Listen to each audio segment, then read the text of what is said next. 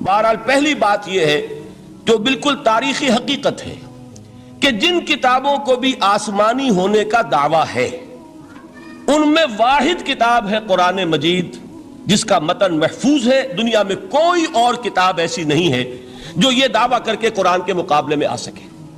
اور پھر آپ کو معلوم ہے کہ کتنے بڑے پیمانے پر پوری امت میں اس حفاظت قرآن کے عمل میں حفاظ حصہ لے رہے ہیں، لکھوکھا حفاظ موجود ہیں۔ بعض ممالک میں آپ کو 8-8 10-10 برس کے بچے جو ہیں وہ حافظ مل جائیں گے۔ کوئی دنیا میں اور کتاب نہیں ہے کہ جس کے حافظ موجود ہیں۔ بڑے بڑے علماء کی تصحیح کر دیتے ہیں 8-8 سال کے بچے کہ یہ آپ غلط پڑھ رہے ہیں۔ اس طریقے سے ایک ایک شوشہ جو ہے وہ محفوظ کر لیا گیا ہے۔ تو یہ بات جو ہے یہ قرآن مجید کی عظمت اور فضیلت کے ضمن میں پہلی حقیقت ہے کہ جسے ہمیں سامنے رکھنا چاہیے، اور اس حقیقت کے ادراک و شعور کے لیے قرآن پر ایمان لازم نہیں ہے، بلکہ یہ وہ بات ہے کہ جس کا اعتراف ہر شخص کرے گا، خواہ وہ قرآن کو اللہ کا کلام مانتا ہو یا نہ مانتا ہو۔ دوسری بات قرآن مجید کی عظمت کے ضمن میں یہ ہے، اور وہ اس پہلو سے پوری دنیا کو ماننی پڑے گی، اور واقعہ یہ ہے کہ جو ان میں اصحاب دانش و بینش ہے وہ مانتے ہیں کہ محمد الرسول اللہ صلی اللہ علیہ وسلم کا تعلق کسی پری ہسٹورک ایرا سے نہیں۔ حضور کل 1400 برس پہلے کی شخصیت ہیں۔ تاریخ کا یوں سمجھیے کہ نصف النہار، the very midday of history, کہ کوئی چیز بھی ان کی پردہ اخفاء میں نہیں ہے۔ اور حضور صلی اللہ علیہ وسلم کی یہ بات ہر شخص مانے گا کہ آپ نے تاریخ انسانی کا ایک عظیم ترین انقلاب برپا کیا۔ اس دور میں آپ کے علم میں ہوگا ابھی کچھ 6-7 سال پہلے امریکہ میں ایک کتاب شائع ہوئی، دی 100۔ ڈاکٹر مائیکل ہارٹ اس کے مصنف ہیں۔ مشاہیر عالم کے موضوع پر اس سے پہلے بھی دنیا میں بہت کتابیں لکھی گئیں، بڑے انسان، بڑی شخصیتیں، ان کے چھوٹے چھوٹے لائف سکیچ، لیکن یہ کہ یہ کتاب اس اعتبار سے بڑی یونیک ہے، منفرد ہے کہ انہوں نے 100 افراد کا انتخاب کیا، پوری انسانی تاریخ کی عظیم ترین 100 شخصیتیں، پھر ان میں گریڈیشن کی، ان میں ایک درجہ بندی قائم کی۔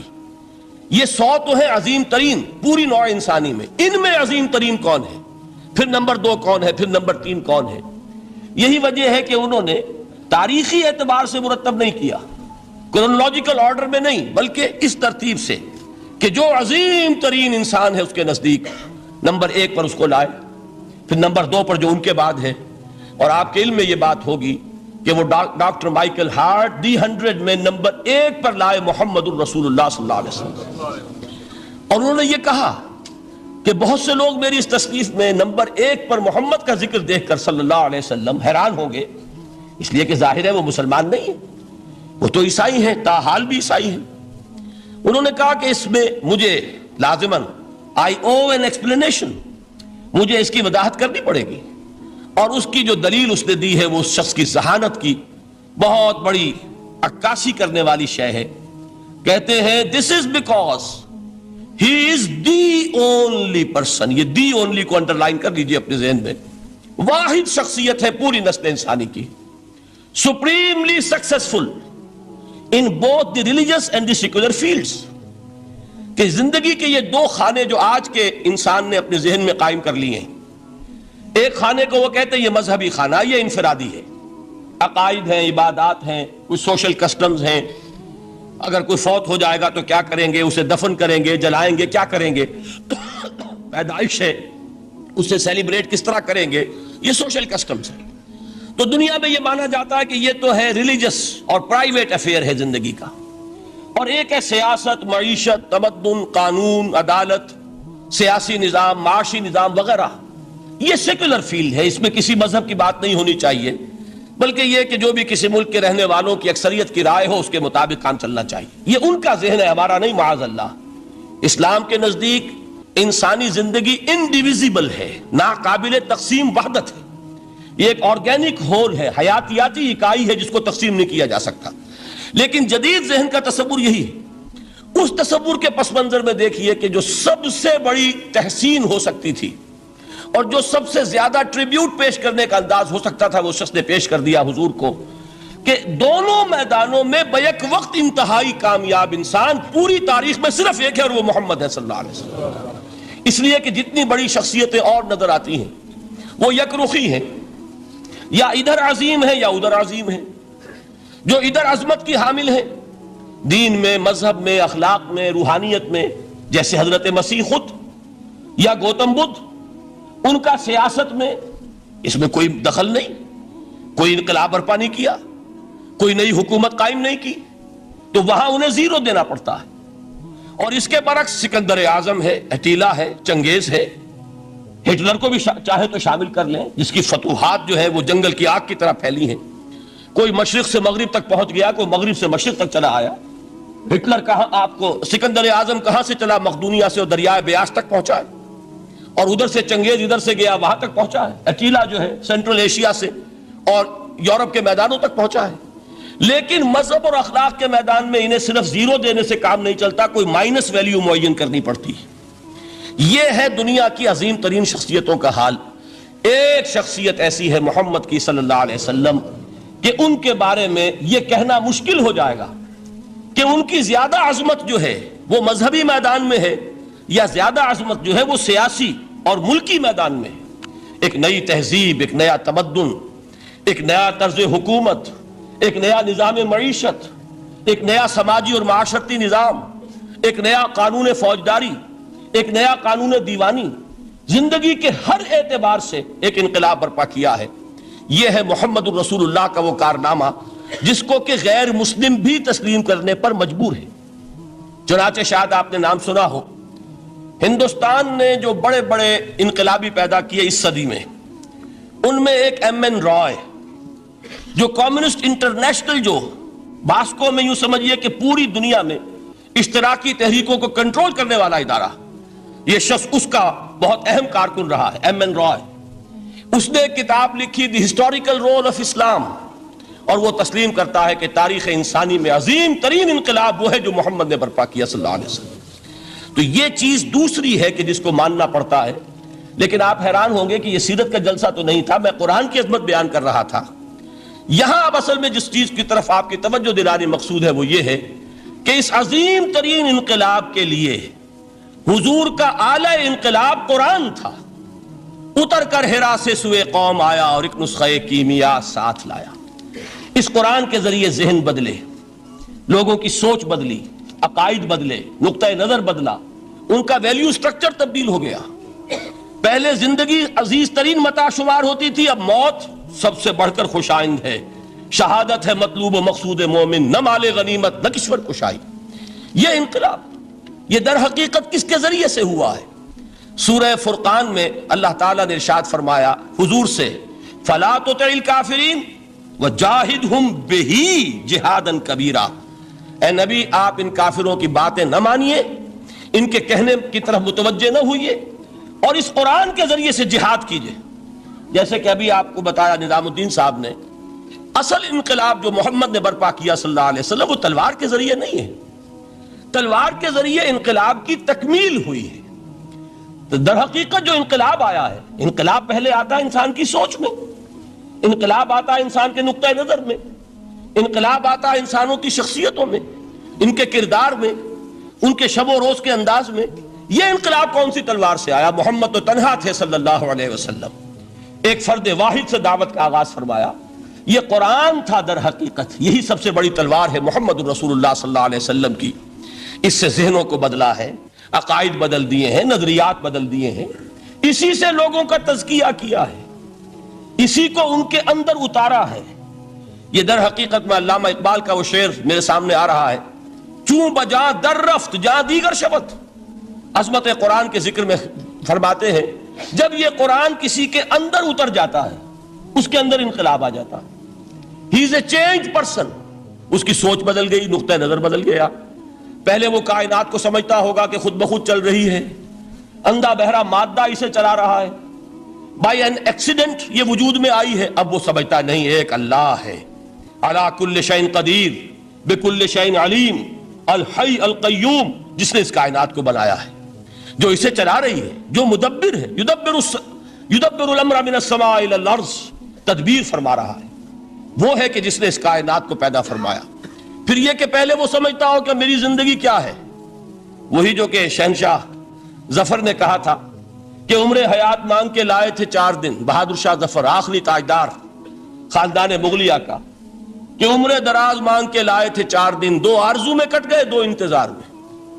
کل زندگی کیا ہے؟ یہ 30 40 50 60 70 برس۔ قرآن نے بتایا نہیں، اور جو ترجمانی کی اقبال نے، تو اسے پیمانہ امروز و فردا سے نہ ناپ، جاویداں پہم دواں ہر دم جواں ہے زندگی۔ یہ تو ایک ابدی سلسلہ ہے، اس کے لیے کوئی اختتام ہے ہی نہیں۔ یہ موت جو ہے یہ دی اینڈ نہیں ہے، موت ایک زندگی کا وقفہ ہے، یعنی آگے چلیں گے دم لے کر۔ یہ انقلاب ہے انسان کے فکر کا اور سوچ کا۔ اس انقلاب کے نتیجے میں وہ جماعت تیار ہوئی صحابہ کرام کی، ڈیڈیکیٹڈ، کمیٹڈ، جو آخرت کے طالب تھے، جو اللہ کے عاشق، محمد کے دیوانے صلی اللہ علیہ وسلم، تن من دھن قربان کرنے کے لیے تیار۔ حضور کے چشم ابرو کی جنبش جو ہے وہ ان کے لیے گویا کہ ایک حکم کے درجے میں ہے، جس کی کہ لازماً تعمیل ہوگی۔ اور انہوں نے اپنی گردنیں کٹوا دی، اپنے گھر اجڑوا دیے، اپنا دنیا کا جو بھی کچھ اثاثہ تھا وہ قربان کر دیا، نشاور کر دیا، تب کہیں جا کر انقلاب آیا۔ اور یہ شخصیتیں جو تیار ہوئیں تو ان کے تیار کرنے میں ذریعہ کیا ہے؟ قرآن۔ یہی وجہ دیکھیے، نوٹ کیجئے، اسی بات کو دوسرے پیرائے میں عرض کر رہا ہوں کہ تاریخ انبیاء کے ضمن میں بھی ایک بڑی عجیب حقیقت سامنے آئے گی۔ حضرت موسیٰ علیہ السلام کے معجزات 2 بہت مشہور ہیں، عصائے موسیٰ اور ید بیضاء۔ ویسے قرآن مجید نے 7 مزید گنوائے ہیں، 9 آیات بینات، 9 بڑے کھلے کھلے معجزے جو فرعون اور آل فرعون کو دکھائے گئے۔ پھر آپ کو معلوم ہے کہ اسی عصا کی ضرب سے سمندر کا پھٹ جانا، اسی عصا کی ضرب سے ایک چٹان سے 12 چشموں کا پھوٹ بہنا، اور پھر یہ کہ من و سلوہ کا نزول ہے، اور غمام ہے صحرا کے اندر جہاں کوئی چیز سائے کے لیے نہیں ہے، ان کے اوپر ابر کا سایہ کیا جا رہا ہے۔ یہ سارے معجزے آپ کو نظر آ رہے ہیں۔ اسی طریقے سے حضرت مسیح علیہ السلام، کیسے کیسے معجزے۔ مردہ کو کہا قم باذن اللہ، اور کھڑا ہو گیا۔ گارے سے بنایا ایک پرندے کی شکل اور اس میں پھونک ماری اور اڑتا ہوا پرندہ ہو گیا۔ یعنی یہ کہ احیاء موتا اور خلق حیات یہ آخری معجزے ہو سکتے ہیں، اس لیے کہ یہ خالص اللہ تعالیٰ کے افعال ہیں۔ لیکن ذرا اس کانٹیکسٹ میں دیکھیے محمد کا معجزہ کیا ہے صلی اللہ علیہ وسلم۔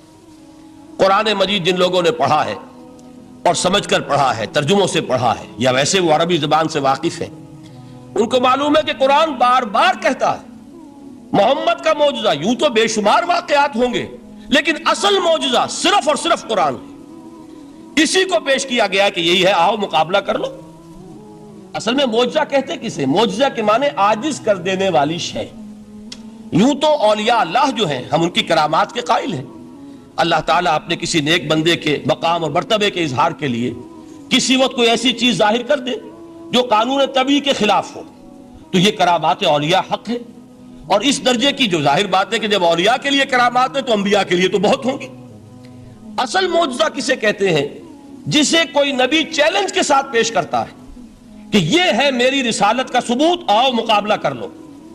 حضرت موسیٰ علیہ السلام کے جو اصل معجزے تھے وہ 2 تھے۔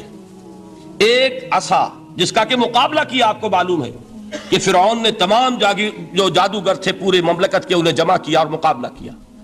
تو جس چیز کو کہ پیش کیا جائے چیلنج کے ساتھ کہ آؤ تو مقابلہ کر لو، وہ اصل معجزہ ہوتا ہے اس نبی اور رسول کا۔ تو حضور صلی اللہ علیہ وسلم کا اصل معجزہ، یعنی معجزات، آپ یہ مغالطے میں مبتلا نہ ہو، میں بقیہ معجزات کی نفی نہیں کر رہا، یہ واقعات اپنی جگہ حق ہیں کہ حضور کو پتھر سلام کرتے تھے۔ حضور صلی اللہ علیہ وسلم جس کھجور کے تنے کے ساتھ ٹیک لگا کر خطبہ دیا کرتے تھے، جبکہ ابھی مسجد نبی میں ممبر نہیں بنا تھا، جب تعداد زیادہ ہو گئی مسلمانوں کی اور ضرورت محسوس ہوئی کہ ذرا بلند مقام پر کھڑے ہو کر آپ خطبہ ارشاد فرمائیں، تو پھر وہ ممبر بنا کر رکھا گیا۔ پہلے مرتبہ جب آپ ممبر پر چڑھ رہے تھے خطبہ دینے کے لیے، تو اس کھجور کے سوکھے تنے میں سے ایسی آواز آئی جیسے کوئی بچہ بلک بلک کر رو رہا ہو کہ وہ سعادت جو مجھے حاصل رہی تھی آج تک میں محروم ہو گیا۔ تو یہ انبیاء کا مقام ہے۔ مولانا روم نے اسی لیے کہا ہے کہ فلسفی کو منکر حنانہ است، از حواس انبیاء بیگانہ است۔ فلسفی اور عقلیت پرست انسان وہ تو حنانہ کا انکار کر دے گا، کیسے ممکن ہے سوکھا تنا اور اس کے اندر سے بچے کی طرح بلکنے کی آواز آئے، لیکن یہ اس لیے کہ وہ انبیاء کے خصوصی احوال جو ہے ان کو جانتا نہیں۔ اس قسم کے خرق عادت واقعات حضور کی زندگی میں بھی بے شمار ہوئے۔ لیکن حضور کا وہ معجزہ جس میں تحدی کے ساتھ چیلنج کے انداز میں کہا گیا کہ آؤ مقابلہ کر لو، وہ صرف اور صرف قرآن ہے۔ چنانچہ آپ سورہ بنی اسرائیل میں دیکھیں گے قُلْ لَئِنِ اجْتَمَعَتِ الْإِنسُ وَالْجِنُّ عَلَىٰ أَن يَأْتُوا بِمِثْلِ هَٰذَا الْقُرْآنِ لَا يَأْتُونَ بِمِثْلِهِ وَلَوْ كَانَ بَعْضُهُمْ لِبَعْضٍ ظَهِيرًا۔ اے نبی چیلنج کر دیجئے، اگر تمام انسان اور تمام جن مل کر یہ چاہیں کہ اس قرآن جیسی کوئی تصنیف کر دیں تو چاہے وہ ایک دوسرے کا کتنی بھی اس میں مدد کریں اور تعاون کریں، وہ ہرگز قرآن جیسی کتاب تصنیف نہیں کر سکتے۔ اس سے آگے بڑھ کر یہ بات کہی گئی، اچھا پورا قرآن نہیں لا سکتے، اس قرآن کی طرح کی 10 صورتیں ہی تصنیف کر لو۔ جب اس کا بھی جواب نہیں دیا گیا تو جسے کہتے ہیں برسبیل تنزل، اور پنجابی میں کہتا ہے کہ برے کو گھر تک پہنچانا، وہ برے کو گھر تک پہنچانے کے لیے فرمایا ایک صورت ہی بنا لاؤ۔ یہ سورہ ہود میں اور سورہ یونس میں یہ مضمون آیا، اور پھر سورہ بقرہ میں ہجرت کے بعد جو پہلی سورت نازل ہوئی اس میں پھر اس کو دہرا دیا گیا، وَإِن كُنتُمْ فِي رَيْبٍ مِّمَّا نَزَّلْنَا عَلَىٰ عَبْدِنَا فَأْتُوا بِسُورَةٍ مِّن مِّثْلِهِ وَادْعُوا شُهَدَاءَكُم مِّن دُونِ اللَّهِ إِن كُنتُمْ صَادِقِينَ کہ اگر تمہیں کوئی شک ہے اس کتاب کے بارے میں جو ہم نے نازل فرمائی ہے، شک کیا ہوگا؟ شک اسی بات میں ہوگا کہ شاید یہ محمد کا اپنا کلام ہے صلی اللہ علیہ وسلم، یا کوئی اور انسان ہے جو انہیں سکھا پڑھا رہا ہے۔ اگر تمہیں اس نوعیت کا کوئی شک ہے تو اس جیسی ایک صورت بنا لاؤ، فاتو بسورۃ من مثلہ، اور نوٹ کیجئے گا سورۃ العصر بھی صورت ہے، سورۃ الکوثر بھی صورت ہے، 3 آیات بھی اگر ایسی تم تصنیف کر کے لے آؤ تب تو تمہیں کچھ شک کرنے کا حق حاصل ہوگا، اور اگر نہیں کر سکتے تو جان لو فَإِن لَمْ تَفْعَلُوا وَلَن تَفْعَلُوا، پھر اگر تم ایسا نہ کر سکو اور ہرگز نہیں کر سکو گے، ذرا چیلنج کا انداز دیکھیے کہ ہرگز نہیں کر سکو گے، فَاتَّقُوا النَّارَ الَّتِي وَقُودُهَا النَّاسُ وَالْحِجَارَةُ، تو ڈرو اس آگ سے جس کا ایندھن بنیں گے انسان اور پتھر۔ اب اس بات کو سمجھیے کہ تاریخی حقیقت ہے یہ، جس کا کوئی کافر انکار نہیں کر سکتا، کہ وہ کوئی شخص اس چیلنج کو قبول کرنے کی جرات نہیں کر سکا۔ اگر جھوٹ موٹ کو بھی کوئی کھڑا ہو جاتا اور کہتا کہ ٹھیک ہے میں نے یہ ایک صورت بنائی ہے اور میرا دعویٰ یہ ہے کہ یہ قرآن جیسی ہے، تو ایک کنٹروورسی تو پیدا ہو جاتی نا۔ کچھ لوگ چاہے کہتے کہ نہیں یہ قرآن کے سطح کی نہیں ہے، لیکن یہ کہ اس کا دعویٰ تو ہو جاتا۔ لیکن تاریخ یہ بتا رہی ہے کہ سرے سے کسی شخص نے اس کی جرات نہیں کی، اس درجے وہ قرآن سے مرعوب ہوئے۔ تو حضور کا سب سے بڑا معجزہ جو آج تک زندہ ہے، اس کو ذہن میں رکھیے، میں نے جو حضرت موسیٰ حضرت عیسیٰ کے معجزات گنوائے ہیں وہ در حقیقت ان کی اپنی ذات کے ساتھ تھے۔ ید بیضا موسیٰ کے ساتھ تھا، عصا معجزہ اس وقت تھا جب موسیٰ کے ہاتھ میں تھا، اس کے بعد کئی 100 برس تک وہ صندوق سکینہ جو ہے، تابوت سکینہ، اس میں وہ عصا رکھا رہا، لیکن اب وہ معجزہ نہیں تھا، وہ سوکھی لکڑی تھی، اس کے سوا کچھ نہیں۔ تو تمام انبیاء اور رسول کے معجزے ختم ہو گئے، وہ ان کی ذات کے ساتھ تھے۔ محمد الرسول اللہ کی رسالت دائمی ہے تا قیام قیامت، لہذا معجزہ بھی آپ کا دائمی ہے، وہ معجزہ آج بھی موجود ہے۔ البتہ میں ادھر ضرور توجہ دلاؤں گا کہ قرآن مجید کے اعجاز کے 3 پہلو ہیں۔ پہلا پہلو، اور زیادہ تر اسی کی طرف توجہ زیادہ ہوئی ہے، وہ ہے قرآن کی فصاحت، بلاغت، ادبیت، اس کی چاشنی۔ ظاہر بات ہے کہ اس کا شعور اور ادراک صرف عربوں کو ہو سکتا ہے، بلکہ میرے خیال میں ناراض نہ ہو اہل عرب تو آج کے عربوں کو بھی نہیں ہو سکتا۔ یہ اسی دور کے عرب، ان کی اپنی جو اس وقت کی زبان تھی، اس زبان میں فصحاء، بلغاء، شعراء، خطباء، ان کو اتنا ذوم تھا کہ وہ باقی پوری دنیا کو کہتے تھے یہ گونگے ہیں، بولنا ہمیں آتا ہے، خطیب ہم ہیں، شاعر ہم ہیں، خطبہ ہم دے سکتے ہیں، شعر ہم کہہ سکتے ہیں، باقی سب تو عجمی ہیں، گونگے ہیں، ان کے اندر نہ فصاحت ہے، نہ بلاغت ہے، نہ ان کے کلام میں چاشنی ہے، نہ اس کے اندر کوئی شکو ہے۔ یہ دعویٰ جنہیں تھا، جب ان کے منہ بند ہو گئے قرآن کو سننے کے بعد کہ اس کلام کا کوئی مقابلہ ممکن نہیں ہے، جو ان کے سبع معلقہ کے شعراء میں سے آخری شاعر وہ ایمان لے آئے، اس کے بعد جب ان سے کہا گیا کہ اب آپ شعر نہیں کہتے، حضرت عمر نے ایک مرتبہ ان سے سوال کیا کیا بات ہے، اب آپ نے شعر کہنے چھوڑ دیے؟ تو ان کا جواب یہ تھا اب بعد القرآن، کیا اب قرآن کے بعد بھی اس کا امکان ہے کہ کوئی شخص اپنی فصاحت اور بلاغت کا کوئی اظہار کرنا چاہے؟ یہ تو فصاحت اور بلاغت کی ایک معراج ہے کہ جس تک کہ اب کسی انسان کی رسائی ممکن نہیں۔ تو فصاحت اور بلاغت جو ہے قرآن کی، اور اس کی ادبیت، در حقیقت اس کا ادراک تو ہو سکتا ہے صرف اہل زبان کو. ہم لوگ جو ترجموں سے پڑھتے ہیں چاہے کتنی ہی گرامر پڑھ لیں, کتنی صرف و نحو پڑھ لیں, واقعہ یہ ہے کہ وہ جو ایک ہوتا ہے نفس پر جب انگلی آتی ہے تو جو ایک آپ کو فیل ہوتی ہے, وہ فیل ہم جو عجمی لوگ ہیں جن کی مادری زبان عربی نہیں ہے وہ قرآن مجید کی فصاحت اور بلاغت کو اس طور سے نہیں سمجھ سکتے جیسے کہ اہل زبان سمجھ سکتے ہیں, اور خاص طور پر جیسے کہ اس زمانے کے اہل زبان نے سمجھا. آج چونکہ عربی زبان ویسے تو جو اس کی فصیح لینگویج ہے وہ جو کہ تو اپنی اصل پر قائم ہے اور وہ اسی قرآن کے طفیل اور قرآن کے صدقے قائم ہے, ورنہ دنیا میں کوئی دوسری زبان نہیں ہے کہ جو 1500 برس تک اتنی پیور رہ جائے. اس میں تبدیلیاں آتی ہیں. خود اردو جو ہے 300 برس کی اردو, دکن کی اردو, ذرا اس کو کبھی پڑھیے تو آپ حیران ہوں گے کہ یہ اردو زبان ہے اور آج کی اردو کوئی اور ہے. یہ صرف 200-250 برس کے اندر یہ انقلاب اردو میں ہو چکا ہے.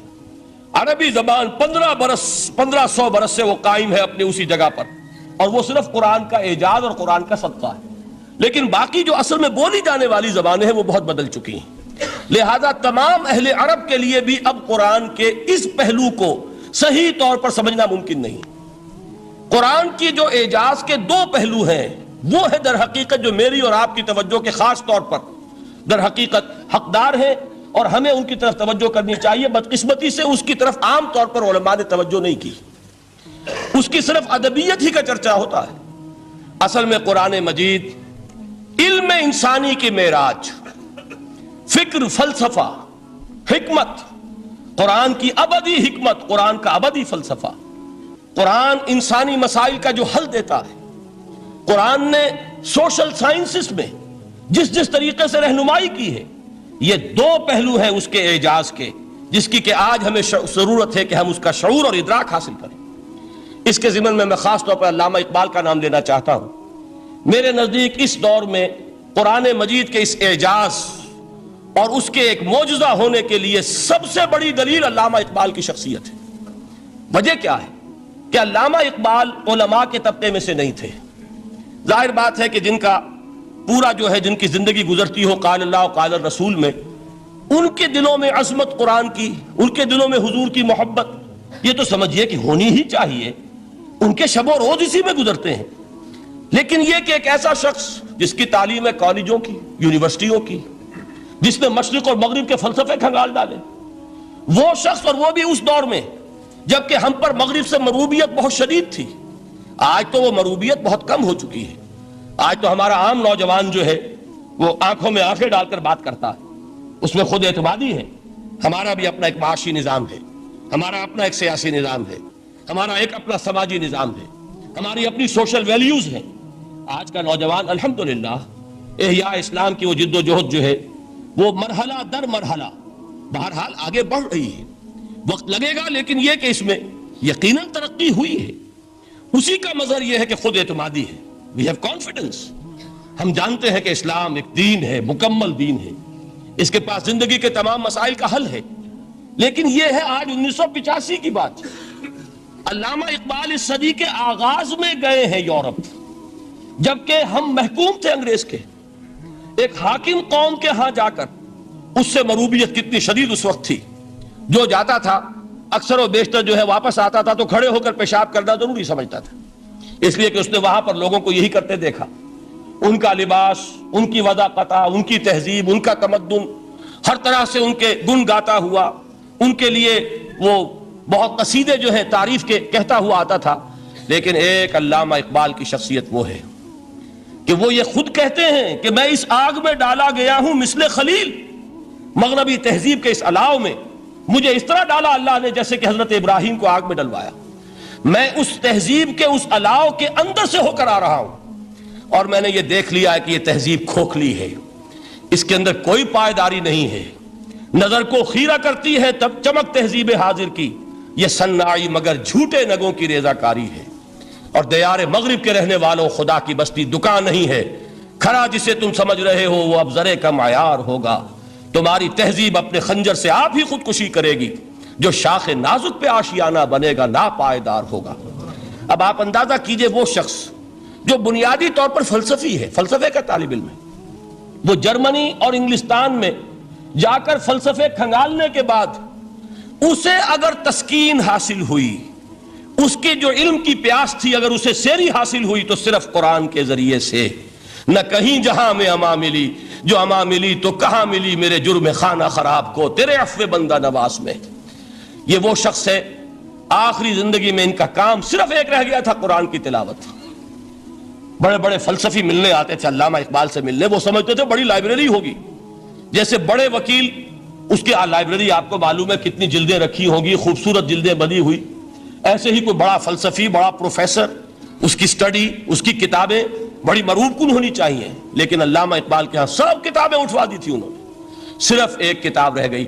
اور سید نذیر نیازی کا نام آپ نے سنا ہوگا، انہوں نے جب یہ گواہی دی ہے، یہ واقعہ شاید آپ کے علم میں نہ آیا ہو، یہ بہت اہم واقعہ ہے۔ وہ یہ لکھتے ہیں کہ میں نے ایک مرتبہ علامہ سے پوچھا کہ کچھ لوگ اعتراض کرتے ہیں یا یہ خیال ظاہر کرتے ہیں کہ آپ نے اپنا فلسفہ خودی نیٹشے سے لیا ہے، کوئی کہتا ہے فلاں سے لیا ہے، کوئی کہتا ہے فلاں سے لیا ہے، کچھ آپ خود بتا سکیں گے کہ آپ کے فلسفہ خودی کی سورس کیا ہے؟ تو علامہ نے کہا کہ اچھا کل فلاں وقت آ جانا تو میں تمہیں لکھوا دوں گا، ڈکٹیٹ کرا دوں گا۔ تو سید نذیر نیازی کہتے ہیں کہ میں بہت خوش ہوا کہ یہ سعادت میرے حصے میں آ رہی ہے کہ علامہ اقبال خود مجھے تحریر کرائیں گے کہ میرے فلسفے کی سورس کیا ہے، میں نے کہاں سے اخذ کیا ہے۔ دوسرے روز وہ گئے، حاضر ہوئے، بڑے ہی ارمانوں کے ساتھ پینسل اور کاپی لے کر بیٹھے۔ علامہ نے فرمایا ذرا قرآن مجید نکال لاؤ۔ وہ قرآن مجید لائے، حیران ہوئے، یہ فلسفے کا سورس مجھے ڈکٹیٹ کرانے چلے تھے، یہ قرآن مجید کہہ رہے؟ کہا کہ ذرا سورۃ الحشر اس کا آخری رکوع، وَلَا تَكُونُوا كَالَّذِينَ نَسُوا اللَّهَ فَأَنسَاهُمْ أَنفُسَهُمْ أُولَٰئِكَ هُمُ الْفَاسِقُونَ۔ اے لوگوں، ان لوگوں کے مانند نہ ہو جانا جنہوں نے اللہ کو بھلا دیا، تو اللہ نے انہیں اپنی خودی سے غافل کر دیا، اپنے آپ سے بیگانہ بنا دیا، یہی ہیں لوگ جو فاسق ہیں۔ علامہ نے کہا میرے فلسفے کی سورس یہ میں آپ کو بتانا چاہتا ہوں۔ اس معنی میں کہتا ہوں کہ اس دور میں علامہ اقبال کی شخصیت کو میں اعجاز قرآن کا سب سے بڑا مظہر سمجھتا ہوں۔ ایک شخص 20ویں صدی عیسوی کی شخصیت، اور پھر یہ کہ وہ کہیں مسجد اور کسی مدرسے کے ماحول میں پلا بڑھا نہیں ہے، بلکہ اسکولوں اور کالجوں میں اور یونیورسٹیوں میں، اور صرف ہندوستان میں نہیں، انگلستان اور جرمنی کی یونیورسٹیوں میں رہا، جس نے اپنا لوہا منوایا ہے۔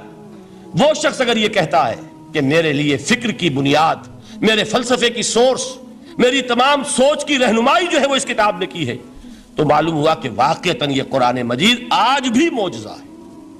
یہ بات تو ہوئی فلسفے اور فکر کے اعتبار سے۔ دوسرا پہلو جو اپلائیڈ پہلو ہے اس دور کے اعتبار سے، وہ اہم تر ہو گیا ہے۔ انسان کے لیے جو پیچیدہ تمدنی مسائل ہیں، سیاسی مسائل کو کیسے حل کیا جائے، معاشی مسائل کا حل کیسے ہو، سماج میں توازن کیسے ہو، مرد اور عورت کے درمیان توازن کیسے ہو، ہوتا کیا ہے یا عورت بھیڑ بکری کی طرح کی ملکیت بن جاتی ہے۔ ہمارے ہاں اردو میں جو اس کا محاورہ ہے کہ جوتی کی نوک، یہ اس کی حیثیت ہو جائے گی، یا دوسری طرف عورت کلوپیٹرا بن کر قوموں کی قسمتوں سے کھیلے گی۔ دنیا میں یہ دو انتہائیں ہوئی، کہاں نقطہ عدل کہاں ہے، کیسے بیلنس جو ہے اسٹرائک کیا جائے، مردوں کے حقوق اور فرائض اور خواتین کے حقوق اور فرائض، اس میں صحیح ترین ایکویشن ہے کیا؟ اسی طریقے سے فرد اور اجتماع، فرد اور ریاست، یا تو یہ کہ انسان کی انفرادی آزادی اتنی جا رہی ہے، مادر پدر آزاد، جس کا مظہر یہ ہے کہ آج انگلستان میں دو مرد بھی میاں اور بیوی کی حیثیت سے رہ سکتے ہیں، قانون تسلیم کرے گا ہسبینڈ اینڈ وائف، ان کو وہی حقوق حاصل ہوں گے، یہ ہے وہ آزادی۔ اور یا پھر یہ ہے کہ جو روس میں ہے یا دوسرے ممالک میں ہے کہ آزادی بالکل ختم، اور معلوم ہوا کہ ایک ٹوٹلیٹیرین سوسائٹی ہے، مستبدانہ نظام ہے۔ ان کے درمیان نقطہ عدل کہاں ہے؟ اسی طرح سرمایہ اور محنت، اگر ذرا سا سرمایہ کو چھوٹ ملتی ہے وہ مزدور کا خون چوستا ہے اور اس کا حق اس کو نہیں دیتا۔ اقبال نے بہت خوبصورت انداز میں کہا ہے کہ خواجہ از خون رگے مزدور سازد لال ناب، از جفائے دہ خدایاں کشت دہ کا نا خراب۔ انقلاب انقلاب انقلاب، ایک طرف سرمایہ دار ہے جو مزدور کی رگوں میں سے خون نچوڑ کر سرخ شراب کا پیمانہ لے کر بیٹھا ہوا ہے، وہ در حقیقت مزدور کا خون ہے جو پی رہا ہے۔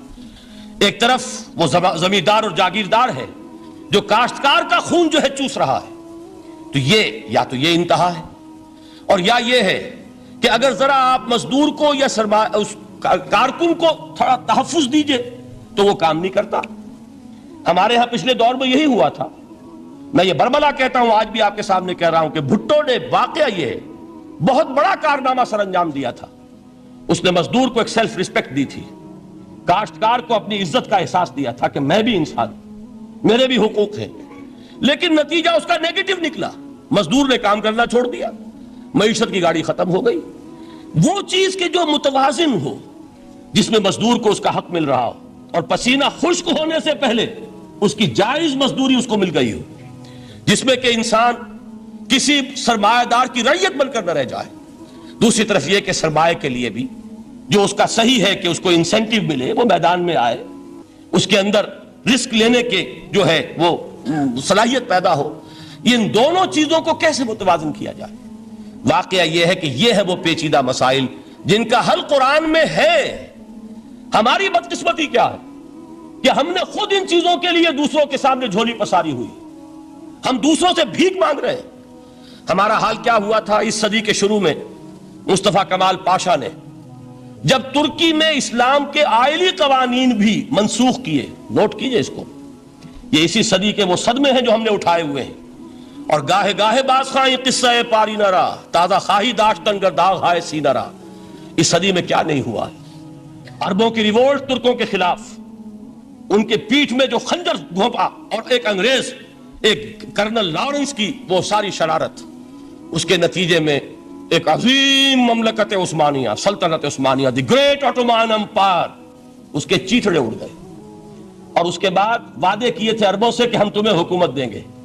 ہوا کیا کہ ان کے چھوٹے چھوٹے ٹکڑے کیے اور تقسیم کر لیے. مغربی سامراج کا دور شروع ہو گیا.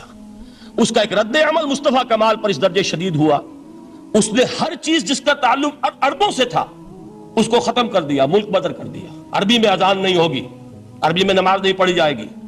اور اسی کے ضمن میں یہاں تک گیا کہ فیملی لاز بھی، رومن لاز جو ہے وہ نافذ کیے. تو یورپ کے اخبارات نے اس وقت یہ طنز کیا تھا مسلمانوں پر، یہ مسلمان عجیب قوم ہے، کہتے یہ ہے کہ ہمارے پاس دنیا کا بہترین ضابطہ ہے، بہترین قانون ہے، ہمارے قانون سے بہتر کسی کا قانون نہیں. اور حال یہ ہے کہ فیملی لاز کے لیے بھی یہ ہم سے بھیک مانگ رہے ہیں، ہم سے وہ قوانین لے کر اپنے ہاں نافذ کر رہے ہیں. آج بدقسمتی سے اکثر و بیشتر مسلمان ممالک کا حال یہی ہے. آج ہم ان سے بھیک مانگ رہے ہیں. کہیں جمہوریت کی بھیک ہے، کہیں سوشلزم کی بھیک ہے، کہیں کسی اور سماجی نظام کی بھیک ہے، کہیں مرد اور عورت کی کامل مساوات کا ایک نظریہ ہے، شانہ بشانہ چلنے والا فلسفہ ہے، جو خالص مغرب کی تہذیب کی ایک بھیک ہے جو مانگی جا رہی ہے. کاش کہ آج قرآن کے اس اصل اعجاز کی طرف، جو اس کا اصل معجزہ اس دور کے لیے، میں نے عرض کیا کہ اعجاز قرآنی کا وہ معجزہ کہ وہ فصاحت اور بلاغت کی معراج ہے، وہ یا تو اپریشیٹ کر سکتے ہیں اہل عرب، اور اہل عرب میں سے بھی حقیقت میں وہ جو قدیم جاہلی شاعری کے جاننے والے ہیں جو بہت کم رہ گئے، اب وہ جان سکتے ہیں کہ جب قرآن نازل ہوا تو کیوں زبانیں گنگ ہو گئی تھیں، کیوں کوئی ایک شخص جھوٹ موٹ کو بھی مدعی بن کر نہیں آ سکا کہ یہ میں نے قرآن کی جیسی ایک کتاب یا قرآن جیسی ایک سورت یا قرآن کی طرح کے چند جملے میں نے موضوع کر دیے ہیں. لیکن دوسرا پہلو ہے فکر اور فلسفہ، اس کے اعتبار سے جس کا سب سے بڑا ثبوت اس دور میں علامہ اقبال. اور تیسرا پہلو ہے Islamic social sciences, political science, economics, sociology. اس میں جو کچھ قرآن نے دیا ہے، جو آج بھی انسان کی رہنمائی کے لیے بہترین نظام ہے، اس نظام کو ہم سمجھے، اسے دنیا کے سامنے پیش کریں، تب در حقیقت قرآن مجید کا اعجاز سامنے آئے گا. یہ دو پہلو تو میں نے وہ عرض کیے ہیں کہ جو کسی غیر مسلم کو بھی نظر آئیں گے. قرآن کا پریزروڈ ہونا، اس کی انٹیگریٹی، اوتھینٹسٹی، یہ چیزیں وہ ہے کہ جو سب نے مانی. قرآن کے ذریعے تاریخ انسانی کا عظیم ترین انقلاب برپا ہونا، یہ وہ بات ہے کہ جو کسی اندھے کو بھی دیکھنی پڑتی ہے. اس حقیقت کا اعتراف دشمن کو بھی کرنا پڑتا. میں یاد دلا دوں آپ کو، ایچ جی ویلز، آپ نے نام سنا ہوگا، سائنٹیفک فکشن میں اس کا بڑا اونچا مقام ہے، لیکن اس نے تاریخ نسل انسانی پر بھی دو کتابیں لکھی، a short history of the world اور a concise history of the world. Concise history of the world میں وہ شخص حضور کے ذکر پر جب آتا ہے تو میں صرف ذکر کر رہا ہوں، نقل کفر نہ باشد، اس نے حضور کی شخصیت پر بڑے رقیق حملے کیے ہیں. بڑے گھٹیا حملے کیے. حضور کی خاص طور پر تعدد ازدواج کا جو معاملہ ہے، یہ کڑوی گولی ان کے حلق سے اتر نہیں سکتی، اس لیے کہ ان کا آئیڈیل ہے حضرت مسیح اور حضرت یحییٰ، جان دی بیپٹسٹ اینڈ جیسس آف نازارت. ان دونوں نے ایک شادی بھی نہیں کی، تجرد کی زندگی بسر کی، لہذا ایک شادی بھی ان کے نزدیک گھٹیا فعل ہے. تو حضور نے تو کی ہیں 11 شادیاں، 11 نکاح کے. یہ جو کڑوی گولی ہے یہ ان کے حلق سے نیچے نہیں اترتی، اس لیے میں انہیں معذور سمجھتا ہوں. تو اس نے اس پہلو سے تو بڑے حملے کیے، لیکن خطبہ حجۃ الوداع کے وہ جملے جو ہے تاریخی پورے کے پورے اس نے کوٹ کیے. لا فصل لعربی علی عجمی ولا لعجمی علی عربی ولا لأحمر علی اسود ولا لأسود علی احمر الا بالتقوی کلکم بنو آدم وآدم من تراب. کسی عرب کو کسی عجمی پر کوئی فضیلت نہیں، کسی عجمی کو کسی عرب پر کوئی فضیلت نہیں، کسی گورے کو کسی کالے پر کوئی فضیلت نہیں، کسی کالے کو کسی گورے پر کوئی فضیلت نہیں سوائے تقوی کے. تم سب کے سب آدم کی اولاد ہو اور آدم مٹی سے بنائے گئے تھے. یہ الفاظ لکھ کر کہتا ہے کہ جہاں تک human fraternity, equality and freedom, 3 الفاظ نوٹ کیجئے، انسانی حریت، انسانی مساوات، انسانی اخوت، کہتا ہے جہاں تک ان 3 چیزوں کے واز ہیں، سرمنز کا تعلق ہے، وہ تو دنیا میں پہلے بھی بہت کہے گئے. عیسائی ہونے کے باوجود خاص طور پر نام لیتا ہے جیسس آف نازارت. سرمنز تو حضرت مسیح کے ہاں بھی بہت مل جائیں گے کہ تمام انسان برابر ہیں، سب کو بھائی بھائی ہونا چاہیے، سب انسان آزاد ہیں، تمیز بندہ و آقا فساد آدمیت ہے. لیکن وہ کہتا ہے کہ یہ ماننا پڑتا ہے تاریخ انسانی میں پہلی مرتبہ ان اصولوں پر ایک انسانی معاشرہ قائم کیا محمد نے صلی اللہ علیہ وسلم. یعنی حضور کے ساتھ یہ معاملہ ایمپٹی سلوگنز کا نہیں ہے، یہ صرف واز نہیں ہے، یہ صرف سرمنز نہیں ہیں، یہ ایمپٹی سلوگنز نہیں ہے.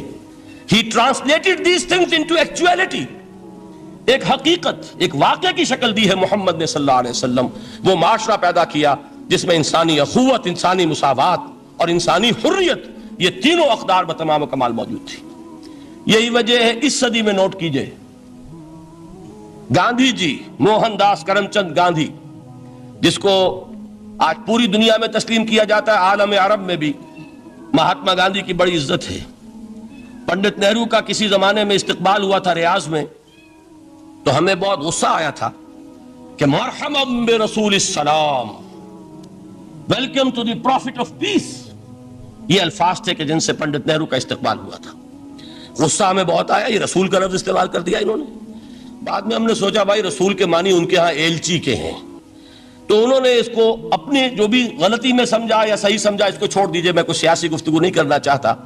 انہوں نے سمجھا کہ یہ شخص اس وقت امن کا پیغام بر ہے، لہذا اس کو ویلکم کیا.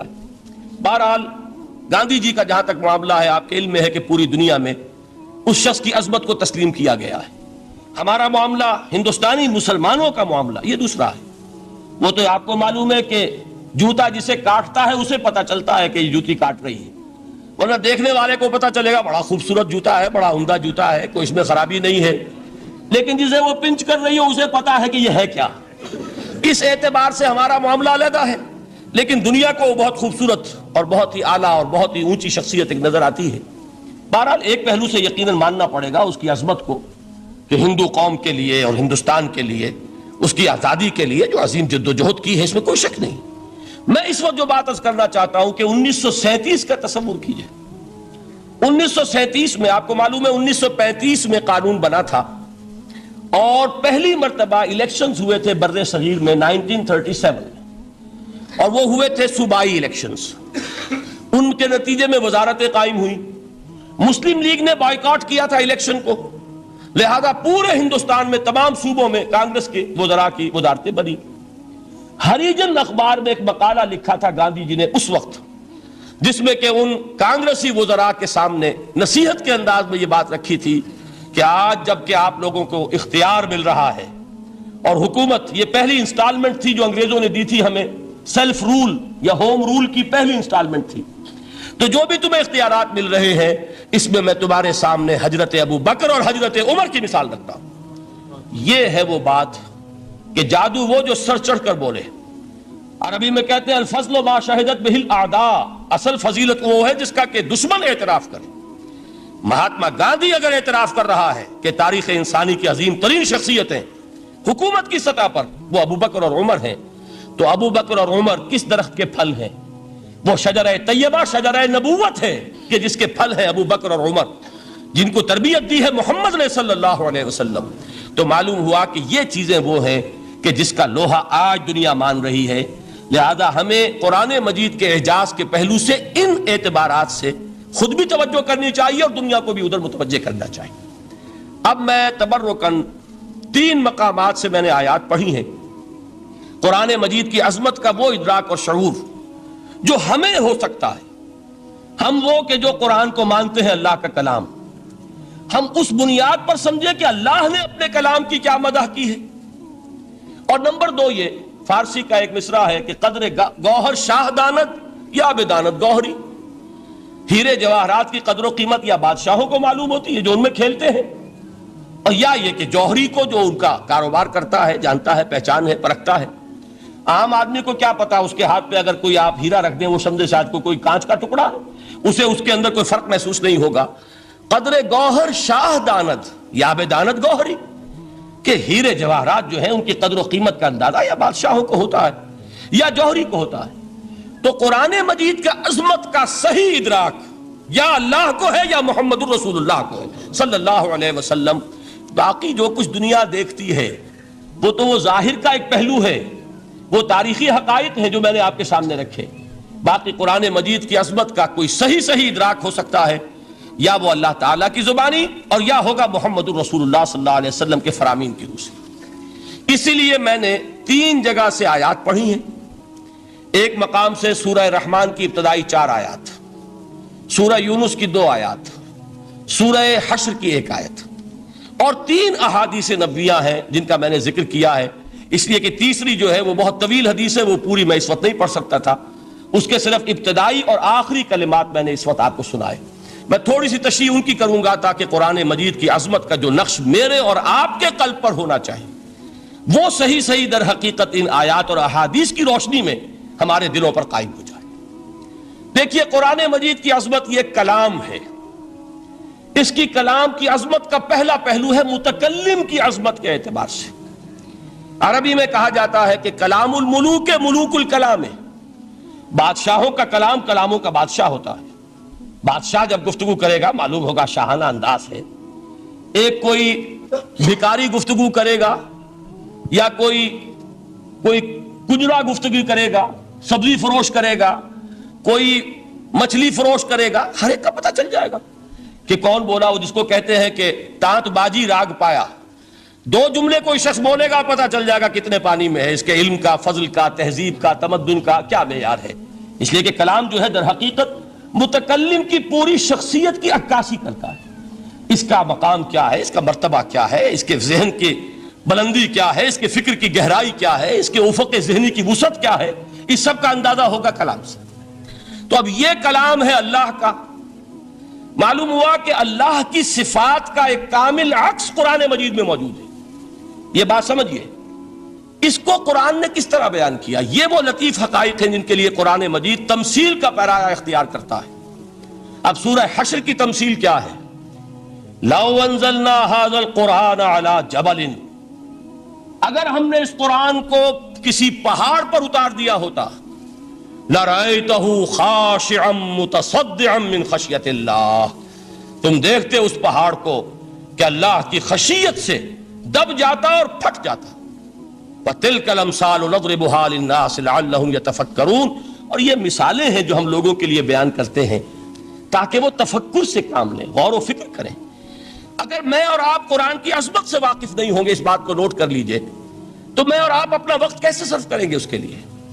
इंसान का एटीट्यूड बड़ा यूटिलिटेरियन है आज के इंसान का, खास तौर पर वो किसी ऐसे ही काम के लिए वक्त लगाएगा जिसमें उसके लिए फायदा हो, और उस फायदे की चीज अगर नहीं है तो उसकी तरफ मुतवज्जे नहीं होगा। अगर कुरान मजीद की अजमत का हमें इदराक हो जाए तो हम अपना पूरा वक्त उसके लिए वक्त कर देंगे, उसको समझेंगे, उसकी गहराइयों में गौताजनी करेंगे। जैसे इकबाल ने कहा कि कुरान में हो गौताजन है मर्द मुसलमान।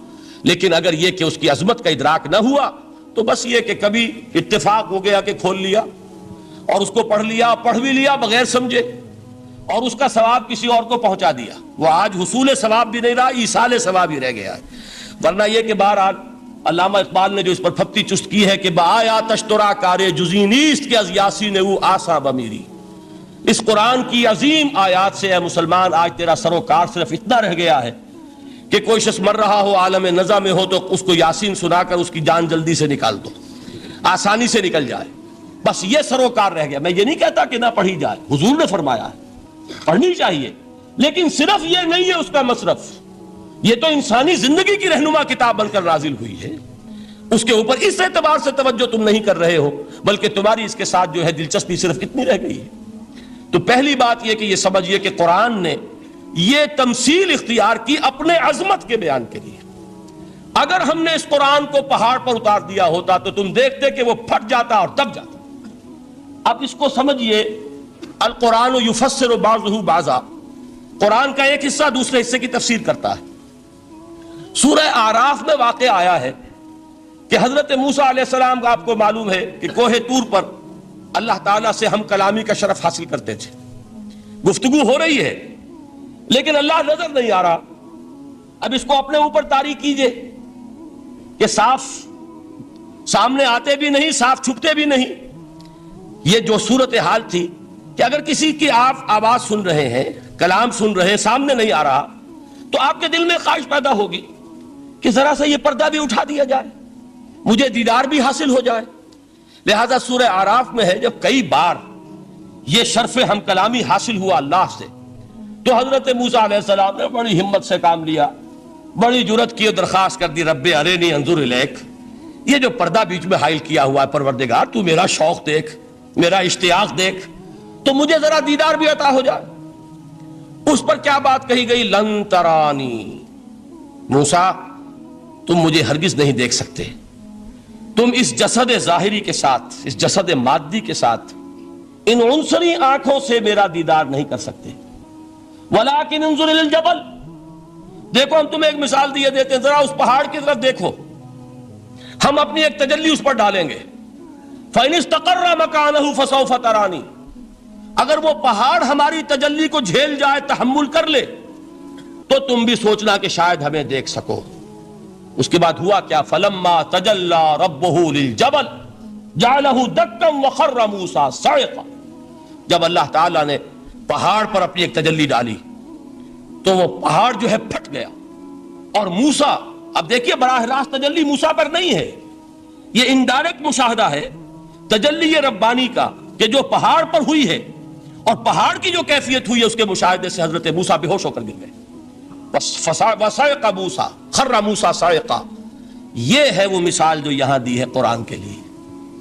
لَوْ أَنزَلْنَا هَذَا الْقُرْآنَ عَلَىٰ جَبَلٍ لَرَأَيْتَهُ خَاشِعًا مُتَصَدِّعًا مِّنْ خَشْيَةِ اللَّهِ۔ نتیجہ کیا نکلا؟ انفر کیجئے، استدلال، استنتاج۔ نتیجہ یہ نکلا کہ جو تاثیر تجلی ذات ربانی کی ہے وہی تاثیر کلام ربانی کی ہے، صرف یہ ہے کہ ہمیں اس کا شعور نہیں، ہمیں اس کا ادراک نہیں۔ یہ بالکل ذات کی تجلی کی جو تاثیر تھی وہی قرآن خود بیان کر رہا ہے کہ اس کلام ربانی کی بھی۔ اس کو بھی علامہ اقبال نے خوب کہا ہے، فاش گویم آنچ در دل مزمرست، صاف کہہ دیتا ہوں جو کچھ میرے دل میں ہے، این کتابیں نیست چیزیں دیگر است، اسے کتاب نہ سمجھ بیٹھنا قرآن کو، یہ کتاب نہیں ہے، کچھ اور ہے۔ کچھ اور کیا ہے؟ مثل حق پنہاؤ ہم پیداستو، زندہ پائندہ گویاستو، یہ تو جیسے اللہ تعالیٰ کی ذات ہے، مثل حق، ذات حق سبحانہ و تعالیٰ کی طرح یہ زندہ ہے، پائندہ ہے۔ مثل حق، پائندہ گویاستو، یہ جو ہے زندہ ہے، یہ متکلم ہے، کلام نہیں ہے۔ کل صفات ربانیہ جو ہیں ظاہر اور باطن، مثل حق پنہا، ظاہر و پنہا، اور حی و قیوم جیسے اللہ کی ذات ہے، وہی صفات اس کلام کی ہیں۔ اور اس کے بعد وہ شعر آیا تھا جو میں پہلے سنا چکا ہوں، چوں بجاں در رفت جاں دیگر شود، جب یہ قرآن کسی انسان کے اندر سرایت کر جاتا ہے، اس کے دل پر نازل ہوتا ہے۔ دیکھیے یہ الفاظ آپ کو کہیں اور نہیں ملیں گے۔ میرے نزدیک جہاں علامہ اقبال اس دور میں قرآن کی عظمت کا سب سے بڑا ثبوت ہے، وہاں عظمت قرآنی کے سب سے زیادہ واقف اور اس کا سب سے زیادہ شعور رکھنے والے بھی علامہ اقبال ہیں۔ یہ الفاظ آپ کو کہیں نہیں مل سکیں گے کہ مثل حق پنہاؤ ہم پیداستو، زندہ و پائندہ و گویاستو، چوں بجاں در رفت جہاں دیگر شود، جہاں چو دیگر شد جہاں دیگر شود۔ جب یہ انسانوں کے اندر سرایت کر جاتا ہے، ان کے اندر ایک انقلاب آ جاتا ہے، اور یہ اندر کا انقلاب ہے جو ایک عالمی انقلاب کا پیش خیمہ بنتا ہے۔ آپ آرڈیننس کے ذریعے سے نمازیں پڑھوائیں گے تو پھر نماز وہی پڑھی جائے گی جو آفس ٹائم میں آئے گی، باقی اور کیوں پڑھیں گے؟ وہ تو آرڈیننس کے ذریعے سے پڑھائی جا رہی ہے نا۔ اس کا حشر تو وہ ہوگا جو ہمارے ہاں دیکھا جا چکا ہے۔ اور اس وقت بھی، اس زمانے میں میں نے یہ سنا ایک جگہ کہ کلاس 4 امپلائیز جو ہیں، وہ شروع میں جب آرڈیننس نافذ ہوا تھا ہمارے ہاں تو دفتروں میں بڑا اہتمام ہوا، آفیسرز نے خاص طور پر بڑے اہتمام سے ظہر کی نماز پڑھنی شروع کی۔